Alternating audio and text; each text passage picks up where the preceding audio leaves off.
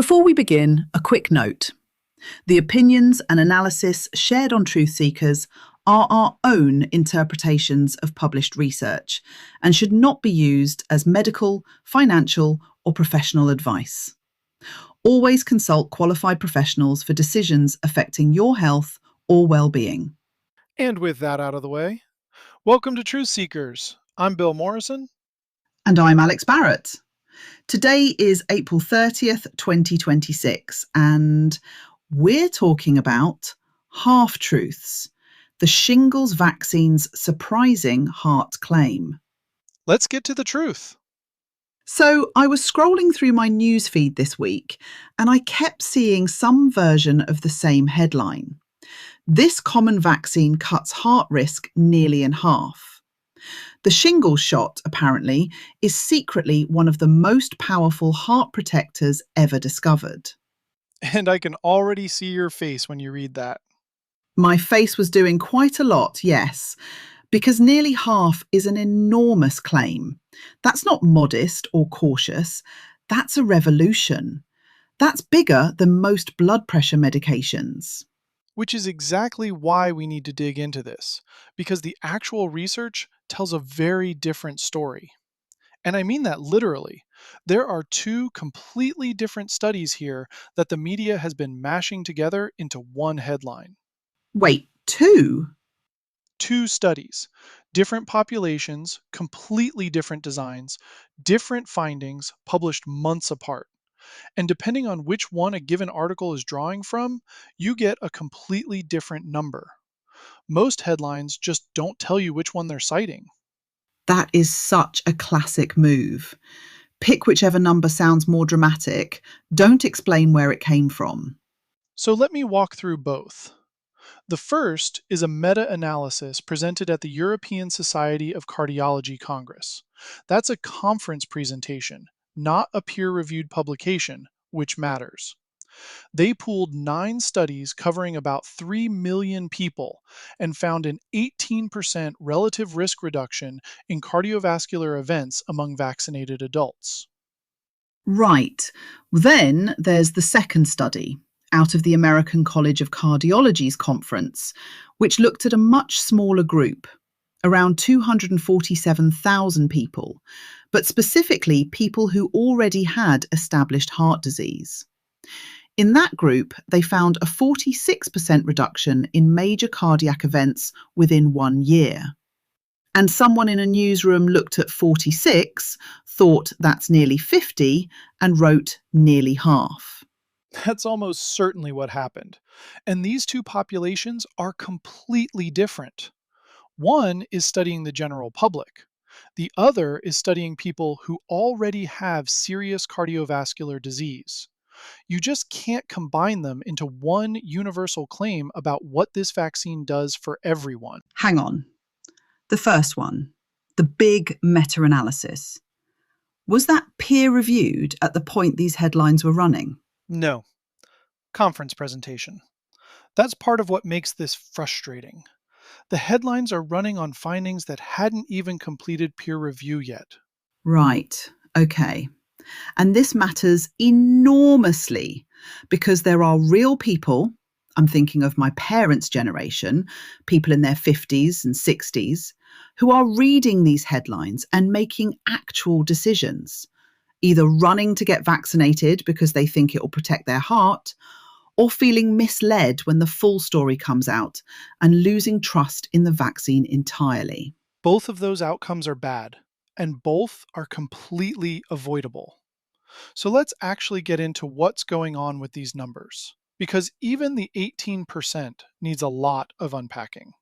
All right, unpack it. So 18% sounds meaningful, right? But that's a relative risk reduction. What it means is, compared to unvaccinated people, vaccinated people had 18% fewer cardiovascular events. That sounds significant until you ask, 18% fewer than what? What's the starting rate? The classic trick. 18% of a tiny number is still a tiny number. Exactly. The actual absolute risk reduction, The real world difference is between 1.2 and 2.2 fewer cardiovascular events per 1,000 people per year. So if you vaccinate 1,000 people, you might prevent roughly 1 or 2 heart attacks across that entire group in a year. 1 or 2 out of 1,000. That's 0.2% absolute risk reduction. Compare that to quitting smoking, which prevents something like 8 to 10 cardiovascular events per 1,000 people per year, or statins, or blood pressure control. The headline makes this sound like the most powerful cardiac intervention we've ever found, and the actual absolute number is genuinely modest. Huh. And the absolute risk reduction was buried in the study documents. It's there if you go looking, but it never made the headline. This is what genuinely frustrates me. Relative risk is the number that sounds impressive, and absolute risk is the number that actually tells you whether something matters for your life. Can I jump in here because something else is jumping out at me? The lead researcher on the meta analysis, the European Society of Cardiology one, is the Global Associate Medical Director at GSK, the company that makes Shingrix, the shingles vaccine. Which is disclosed in the study, but buried. Buried. And I spent enough years in newsrooms covering pharmaceutical trials to know that it's disclosed and it's prominently reported are two very different things. I'm not saying the research is wrong because of who funded it. Conflict of interest doesn't automatically mean bad science. But it is a detail that should appear prominently in every news story covering this. And I'd wager it didn't appear in most of them. It didn't. I checked a dozen or so articles when we were prepping this, and I think I found it foregrounded in maybe 2 of them. 2. Right. And honestly, here's where I think it gets most damning. The actual study authors said directly that observational studies shouldn't be used to infer causality, and that further research is needed to find out whether this association can be attributed to an effect of the vaccine. The researchers wrote that in their own paper. In their own words, the people who ran the study are saying, "We found an association. We cannot tell you the vaccine caused this." And every headline says the vaccine cuts your risk. So, what would explain the association if it's not the vaccine doing something special to your heart? This is where it gets genuinely interesting to me. It comes down to something called healthy user bias. People who proactively go get a shingles vaccine tend to be a particular type of person. They have good healthcare access. They see their doctor regularly. They're more likely to exercise, follow a decent diet, take their medications consistently. All of those things independently lower cardiovascular risk. So, you're not comparing vaccinated versus unvaccinated in any clean sense. You're comparing health engaged people to everyone else. Right. And electronic health records, which is what these studies are built on, cannot capture whether someone exercises 3 times a week or lives on takeaway and stress. Those behavioral factors aren't in the database. That's actually something I ran into constantly when I was doing A/B testing in tech. You'd have these rich behavioral logs, and you'd think you knew everything about your users, what they clicked, when they opened the app, how long they stayed, but you had no idea what else was going on in their life. Someone who engages heavily with a product at 6 a.m. might be a highly productive morning person, or they might be anxious and sleep deprived. The log looks the same either way. It's the same problem in investigative journalism, actually. The company gives you data that looks comprehensive, revenue figures, trial outcomes, whatever, and you realise eventually that what they've given you is real, it's just not the whole picture. Exactly. Anyway, healthy user bias. They can try to control for some things statistically, but they cannot control for the full behavioral profile of the kind of person who gets a shingles vaccine. And the ACC study researchers actually acknowledge this themselves. They said the study may overestimate the benefits independently attributable to preventing shingles. That's the researchers saying their own numbers might be inflated. Right, okay, so we've got the healthy user problem. But here's the thing that really threaded it together for me when I was reading through this. The all vaccines finding. The all vaccines finding, which, wait, do you want to say it? No, go ahead. There's a longevity researcher named Peter Attia who dug into this, and he found that the same protective association shows up with flu vaccines, Tdap vaccines, essentially all vaccines, when you run the same kind of observational analysis on them. All of them. All of them. Which is a strong signal that what you're actually measuring is the health behaviour of the person, not any specific effect of whichever vaccine they happen to get. And this is probably terrible to admit. When I first read that, my instinct was to push back a little, because there is a plausible biological mechanism specific to shingles. If the virus causes inflammation and promotes blood clotting, then preventing shingles could plausibly reduce those cardiovascular events. That mechanism is real, and I kept wanting to hold on to it.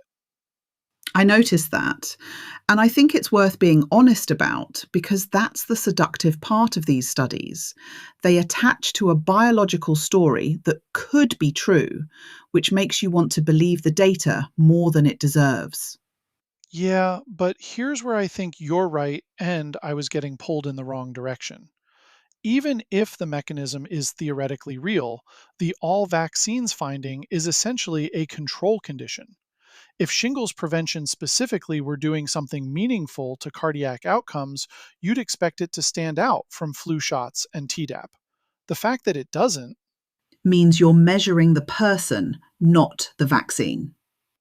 yeah, I was getting excited about the mechanism being interesting and losing sight of what the data actually shows. It reminded me a bit of the coffee and dementia thing we did. Do you remember? The one where decaf showed the same protective association as regular coffee? Yes, the decaf paradox episode. Right. The fact that decaf had the same result was essentially the tell. If caffeine were doing something protective, decaf shouldn't work. Same logic here. If preventing shingles specifically were protecting the heart, you'd expect a shingles specific signal, not a anyone who gets any vaccine signal. That's a really clean parallel, actually.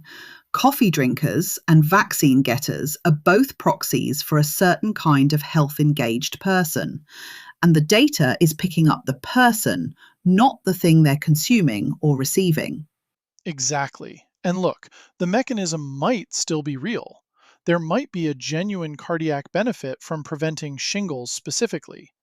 But might be real and theoretically plausible is not what those headlines said. They said it's established, and it isn't. So, where does this leave someone who's listening and trying to figure out what to actually do? Get the shingles vaccine. I want to be really clear about that. Not because of the heart stuff, because that's genuinely unproven, but because shingles is a brutal condition.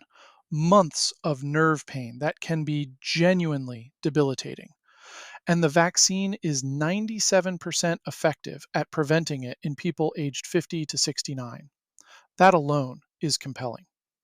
The cardiac benefit might be real, might even turn out to be meaningful, and we just don't know yet. A proper randomized trial would tell us. But we don't know yet is not the same as it cuts your risk in half.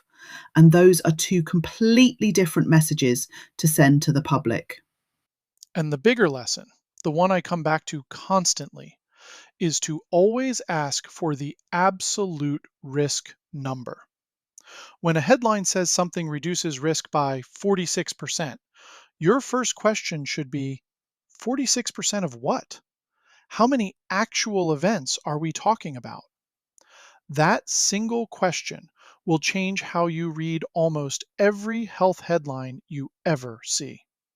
It won't make the headlines less dramatic, but it will make you much harder to mislead. And that's the whole point of what we do here. Not to make you cynical about science, but to give you the tools to read it properly. The science on shingles vaccination is genuinely encouraging. It's just a lot more modest than your heart will thank you. And modest but real is actually a fine place to be. Right, that's all for today's dive into the data. Just remember, everything we've discussed is our interpretation of published research and shouldn't replace professional medical advice. Absolutely. If you're dealing with health or mental concerns, talk to your doctor, not just us data nerds on a podcast. I'm Alex Barrett, And I'm Bill Morrison and we'll see you next time. on Truth Seekers. Until then, question everything. But verify with data.